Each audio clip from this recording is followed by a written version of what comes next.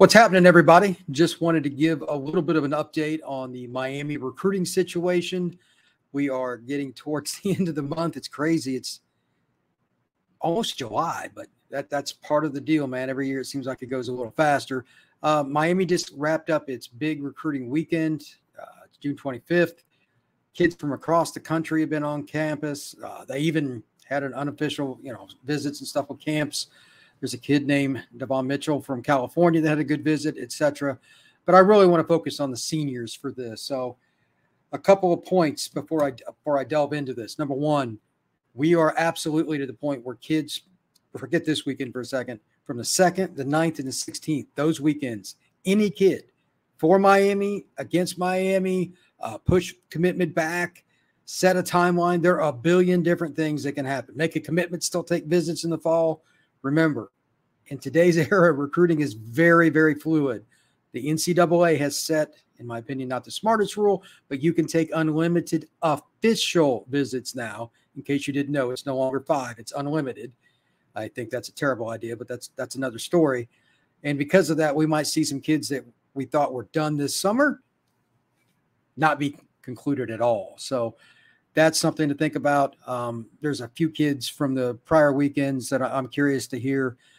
Justin Scott, etc. I'm thinking he's probably going to wait and announce in the fall or on signing day, but keep in mind that any of those kids can. So without further ado, let's jump into a few of the kids that I've heard bits and pieces about for this past weekend. Caleb Odom, Carrollton, Georgia. He's a flex tight end. I think he's more of a big receiver in a lot of ways, from seeing him play in person, seeing his body and his frame, the way he could fill out. Yeah, you can call him a flex tight end, but at the end of the day, he's a pass catcher.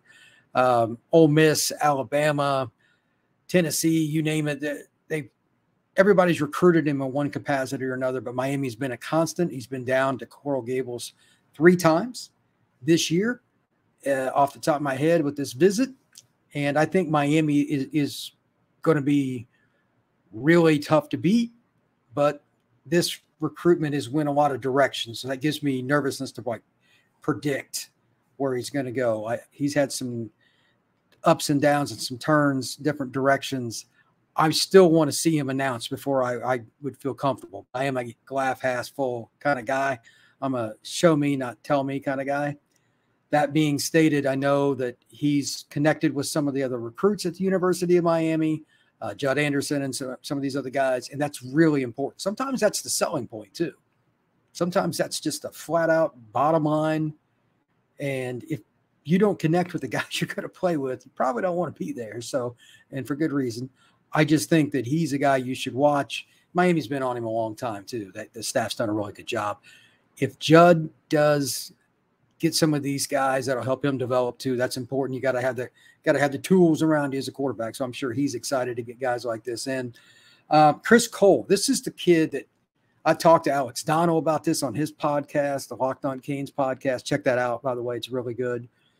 It's interesting because this kid's been offered by everybody. And I mean everybody. Penn State, Alabama, Georgia, Notre Dame, wherever you want to throw out a name, he's probably gotten an offer. He does have connections to Miami. Rohan Marley that played for the Canes. That's his uncle. He was actually back on campus earlier this past week for the Legends camp.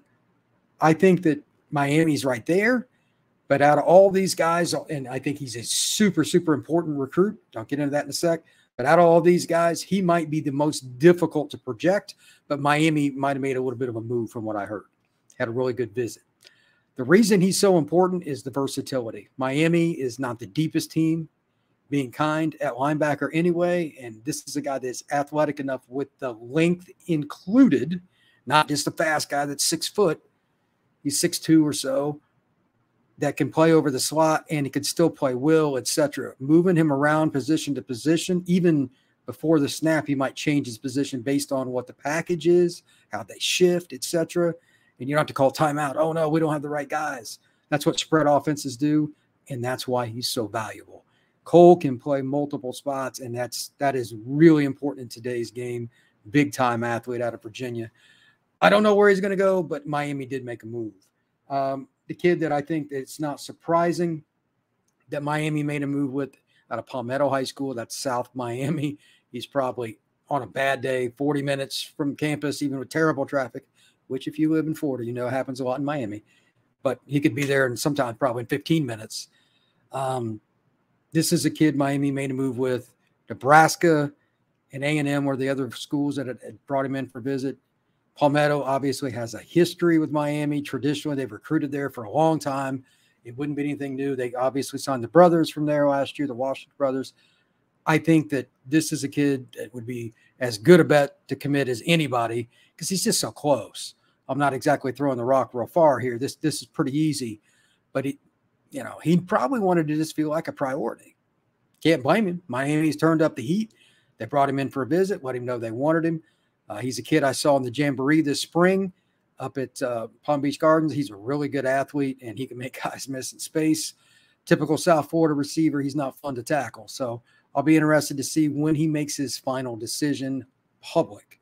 I don't know if he's committed to anybody like Nebraska silently or anything like that. I don't have any insights on that. The only thing I care about is the public commitment anyway. Those silent commits don't mean much to me. The kid that I haven't got much on other than I heard he had a really good visit is Zuri Madison. He's out of Lexington, Kentucky, of all places. Big offensive lineman, could play guard, possibly play tackle. This is a kid that Miami just wants to help fill out the consistency with the offensive line. They need athletes, guys that can play different spots. Alex Mirabal does a really good job with the program, moving guys around. This guy kind of fits the bill. He reminds me a little bit of Derek Plaz, the kid from Jacksonville that Miami's had in. Kids are very similar, good athletes, still got some frame they can add to. Speed and quickness in space, brother. Getting outside and pulling, protecting the pocket, moving outside on a screen, etc. This kid can do that, and I think Miami would do well to get him. But I don't really know a whole lot about his recruitment since he is from Lexington, Kentucky. The other kid, and I've talked about him several times on my podcasts, that I think is really important for Miami is Ricky Knight. Not only is he an important recruit just based on his skills, he could be a receiver, he could be a safety, he could be a corner, and the latter of those three was pretty much where everybody's projecting him. If you sign him, he also probably doesn't end up playing against you. What do I mean by that? Most people think it's a Miami or Florida State battle. And based on my one-on-one conversation with him a little over a month ago, I think that's probably where this was headed going into visits. I don't have any reason to believe anything different. I haven't talked to him since, but I heard he had a really good visit. Miami and Florida State have had some of the most historic recruiting battles for in-state kids all over the state of Florida, Jacksonville, Orlando, wherever, for years. This kid is out of the West Palm Beach area. He just transferred over to Cardinal Newman, and he can fly. He's got the length you're looking for. He's a kid that's a grinder, and he could probably make an early impact at a major Power 5. So Miami would do really well to get Ricky. I'm not sure on a commitment date. I haven't heard anything on that. I need to check on that, but that would be really important. One last thing before I wrap up. Keep in mind this, I've said this a bunch of times on all hurricanes, check out the website, but this is the time where at any point, randomly, unexpectedly, not supposed to happen, whatever, kids just make announcements. Even us guys in the media who get a lot of backdoor information, there's going to be some curveballs. Happens every year. I actually was speaking to a couple of different guys in a couple of different conversations about that over the last few days as I was down at IMG at Future 50, checking out a bunch of underclassmen prospects. We don't always know when kids are going to announce. And even when they set an announcement, they change it constantly. And even when they have one set, something just makes them decide to commit. It's just the way it is. So never expect any one thing to definitely happen until you see it. So anyway, everybody have a great day and take care.